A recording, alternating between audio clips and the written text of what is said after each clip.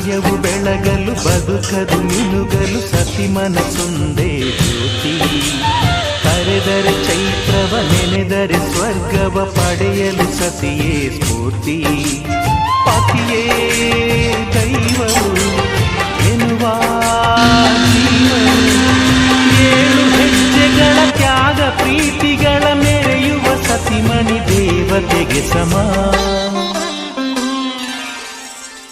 ಸುಮತಿ ಸುಮತಿ ಶ್ರೀಮತಿ ಆರು ಗುಣಗಳೇ ನಿನಗಾರತಿ. ಮನಕ್ಕೆ ಕೊಡತಿ ಮನೆಗೆ ಗರತಿ.